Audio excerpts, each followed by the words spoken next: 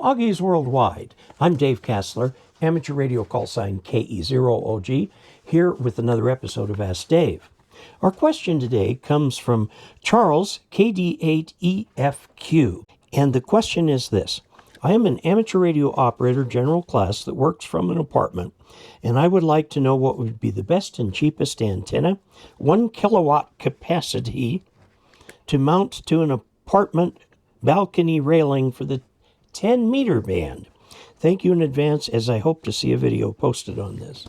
He's one of the people that fell into the bucket 4 years ago that got covered up and hidden for a long time. I finally uncovered these late last year. I'm trying to work my way through them. This is an interesting question that a lot of people would be interested.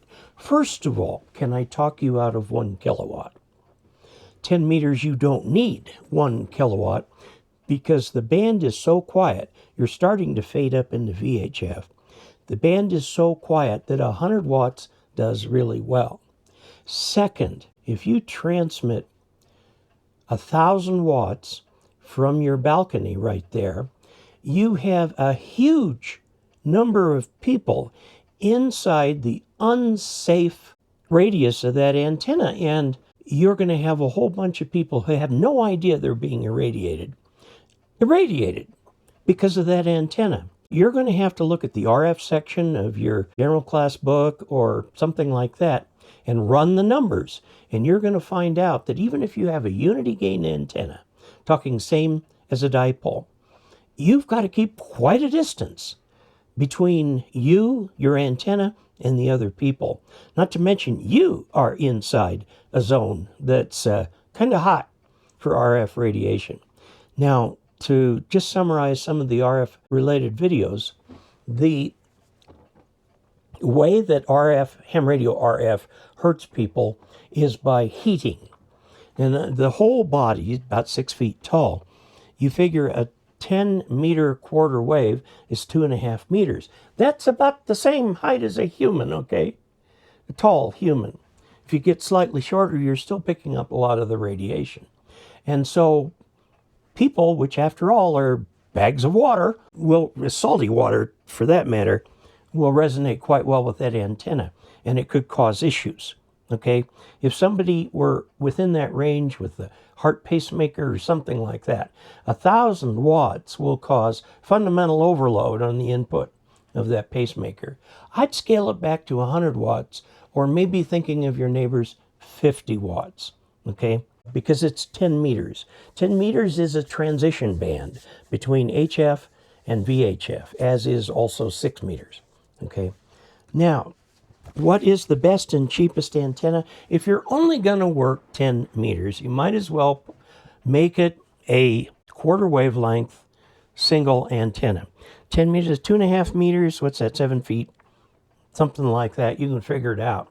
Use the formula 468 over F, where F is the frequency in megahertz, and then that will give you the length of a half wave in feet. So 468 would, if you want the quarter wavelength, 264 over the frequency in megahertz. That will give you the number in feet of a quarter wavelength. Take that piece out there, insulate it from the railing, feed it with the center line of your coax, cut it for the low end of the band so that you can get where the voice is, or whether you're doing CW or whether you want to do FT8 or whatever, it's way on the low end of the band. So 28 to 28.1 megahertz or 28.5 megahertz, somewhere in there. Pick 28300 as the design point for that rod. Now, you've got your full-length antenna. Now you have to put some radials in. The metal balcony, assuming it is metal, is not sufficient as a radial for that thing. Ideally, you'd hang some radials straight down, but those will be dangling and you'll bring them back into the apartment. So you can electrically connect the metal balcony, but remember, if your kid runs out there while you're transmitting, the kid is going to be in for shock. So bring those radials back into the house, 3 or 4 of them, and see what you got there. I think you'll probably do well with that. Now, a problem with a copper rod that's that long is it's highly visible from down below. So you might want to think in terms of camouflage painting.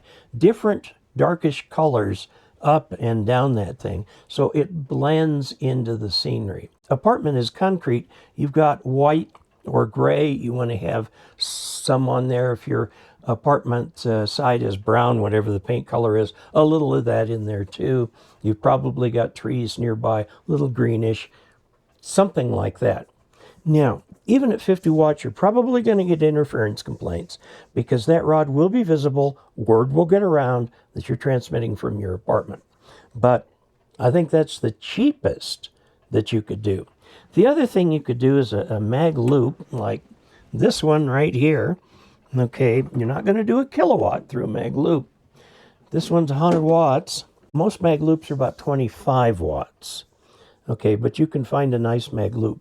If you want to spend lots and lots and lots of money, there's an antenna that comes out of Italy that will take a full kilowatt. It's huge, but it's a mag loop. Okay. Now, in Europe, people do mag loops for the even lower bands. All our American mag loops have one turn, just one turn around. There's nothing that says you can't put 2 turns, 3 turns, 4 turns. Get that antenna to transmit on 80, on 160, if you have enough loops. Loops need to get larger than 3 feet, by the way. So those are things that you can do. By the way, this mag loop is too big for 10 meters. You'd want a smaller one.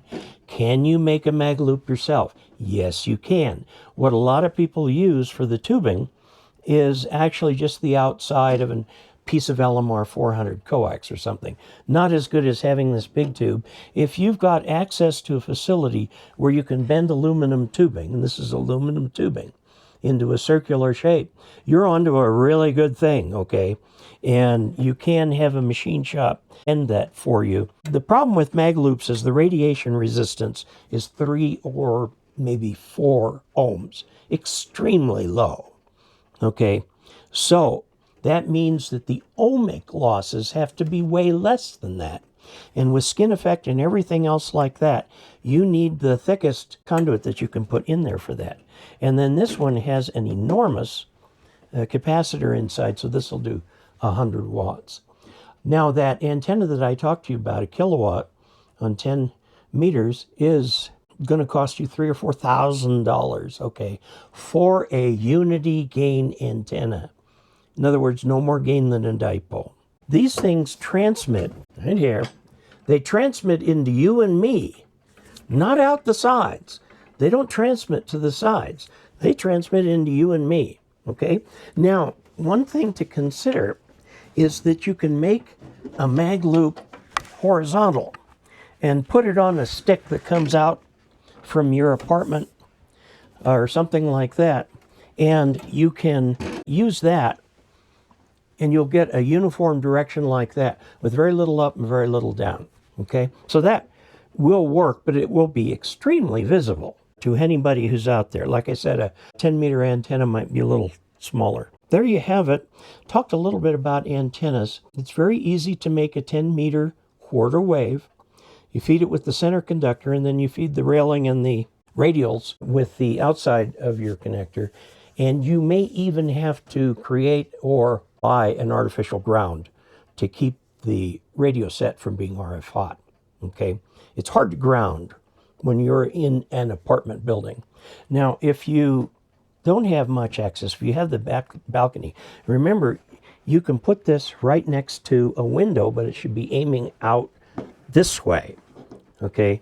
You can put that. If you have 2 windows, one here, you can set it up in between so it goes out this one at an angle and this way it is an angle, will greatly increase the amount of area you can cover.